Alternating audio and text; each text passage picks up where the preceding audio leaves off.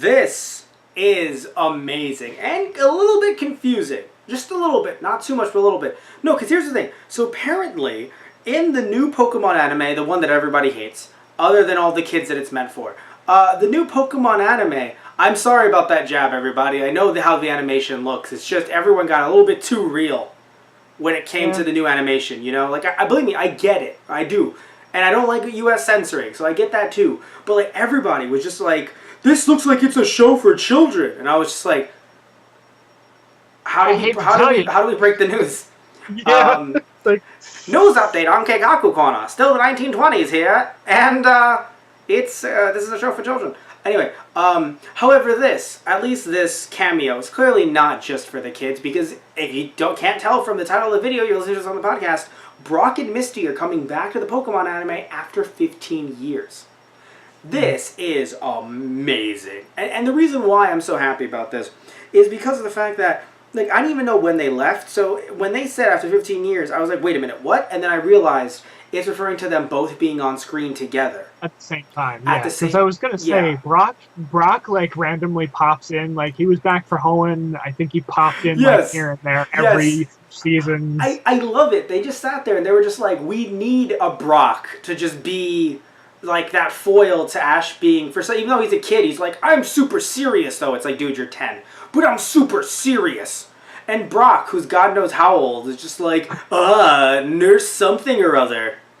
Oh, God. But anyway, so it's just, how old is Brock supposed to be? Is he supposed to be like a year or two older than Ash or something? I don't...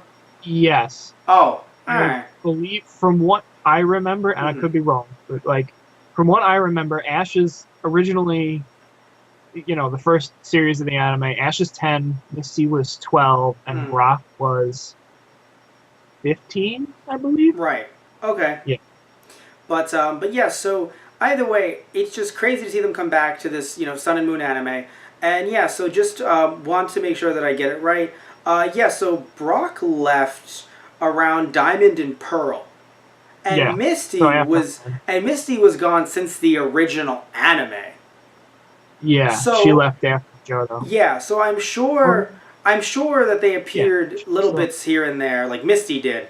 But with Brock, I mean, it's funny, like you said, Brock is constantly making cameo appearances to the point where you're just like, wait, did Brock ever really leave? And he did, and he did a lot. Like, he left for years on end.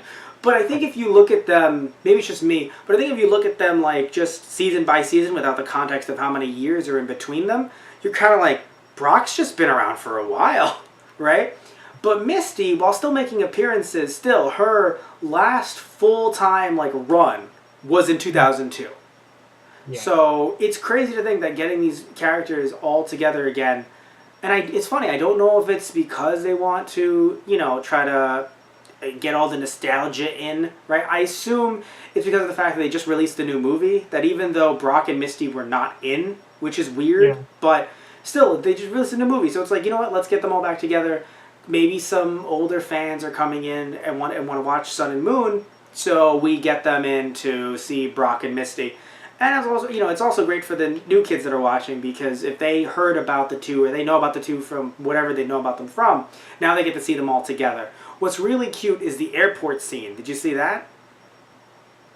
I may have, yeah. Basically, there's a scene where, I think it's a scene when they first see each other again, where both Ash and Brock are in the Alola airport, and they just walk past each other, and then they just look. And all of a sudden, it's just like, it's like an episode of Scrubs. It's just like, oh!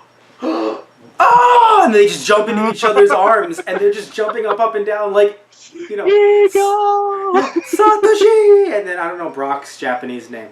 But yeah, no, it was, it's really cute, and I'm really happy that it happened. And obviously, I'm going to assume this has not been dubbed yet. So this is obviously referring to the Japanese version. But, so I don't know what changes might come from the dub, other than obviously, you know, Satoshi being Ash and all that stuff. So I don't know what's going to happen with the dub of this. I assume they're going to make a big deal. I assume, you know, even though it's moved to Disney XD, I assume they're going to understand that, hey, this is a big deal. Right. The only weird thing is that it's moved to Disney XD, But from the looks of it, Disney XD doesn't have the license to air the older episodes. So Right, if this were still on Cartoon Network, they would have probably coordinated something where it's just like, you know, watch all the old episodes leading up to Brock and Misty and Sun and Moon. So now they can't really do that, which, it's funny. It doesn't really mean much, I think, to you and I, because it's like, would you watch this on Cartoon Network? You know, like, or would you try to see it through maybe Cartoon Network's website or through, you know, funny YouTube clips on their YouTube channel? You know, like, you probably wouldn't be sitting in front of the TV watching that Pokemon marathon all day. But it would still be nice, like I said earlier, for the younger kids who are like, oh yeah, I've heard of those too, or, you know, whatever, being able to get to see them in action leading into the episode. But I mean, that's not something that really matters to us. It's just more of a marketing thing that can't be done because somehow, and I really don't know how this happened, but I mean, I guess, I don't know how, we have Boomerang / Cartoon Network owning the rights to air older Pokemon. Right. And Disney airing Sun and Moon, which it's like, to some I'm sure it makes sense. It's like, no, but really it's just owned by Pokemon or Nintendo of America. It's owned by Pokemon USA, the dub and all that stuff. So you just have Cartoon Network paying them for the rights to the older ones, while Disney pays them for the rights for the newer one. And it makes sense in a way, but like, I don't know, it would, like Tristan, it would be like if Toonami aired like Dragon Ball Z Kai and Super, but then a completely different channel aired the original DBZ. Right. Like, Funimation is still making the money either way, but it would seem odd that two different iterations of DBZ are airing, you know, elsewhere, right? Like, that would be weird.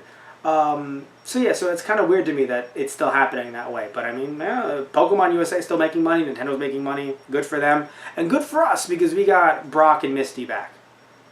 So cool, right?